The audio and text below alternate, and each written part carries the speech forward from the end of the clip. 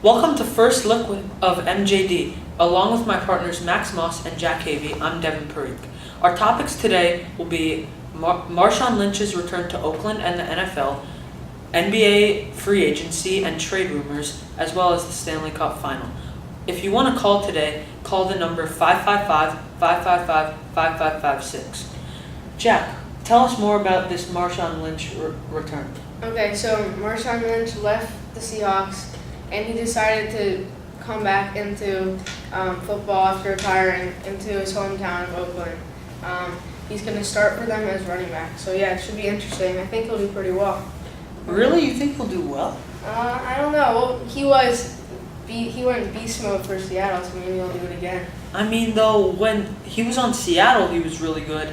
But, you know, his last season with Seattle, he was really injury prone. Yeah. And also, he's been on, some reality TV shows and, just relaxing. I don't think he's been training hard enough. So I'm not really expecting a lot. I probably won't pick him for my fantasy team or anything.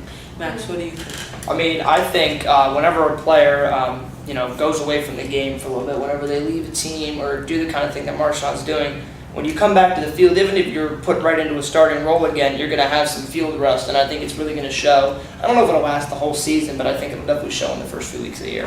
Yeah, and so we're also going to talk today about NBA free agency. Obviously, there's big names like Gordon Hayward and also trades for Paul George and Jimmy Butler with the Cavaliers and Celtics.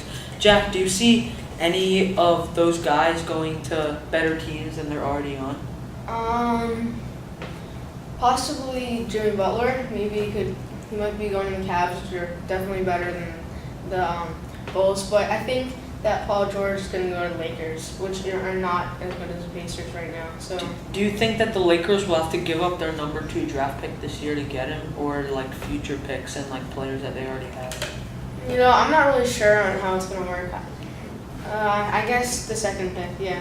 Yeah, I think that, in my opinion, I feel that if Paul George was going to go anywhere, it would probably be the Cleveland Cavaliers because they have more to offer, like Kevin Love, and so I would probably choose them. And it looks like we're getting a caller here. It's Addison from Philadelphia, Pennsylvania. What do you have to say? Thanks for taking my call, guys. So in terms of Paul George, I know the Pacers are looking to get rid of him because he already said he's not going to want to stay. But if you're a team like the Cavs who may possibly be interested in trading for him, is it worth giving up picks or players to get him if you know you're only going to probably have him for a year? Well, the thing with the Cavs is that their goal is to beat the Golden State Warriors, who we know if they keep Stephen Curry and Kevin Durant are almost definitely going to make it to the NBA Finals unless some traumatic injury or something crazy happens. So their focus, really, even if they don't say so, is on the Golden State Warriors.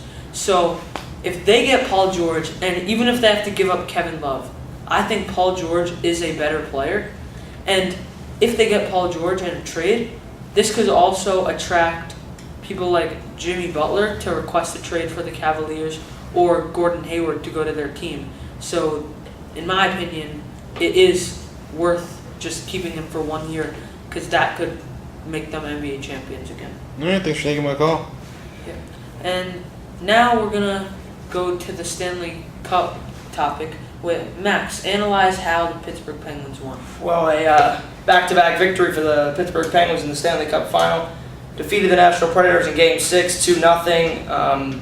I think the real key to why the Penguins won and why the Predators lost is just the Penguins were a great deal faster. I mean, you got players like Crosby, he can simply fly. You got Connor Shearer, you got Brian Rust, you got a bunch of fast players, and Nashville just wasn't able to match it. That's as simple as I can get it.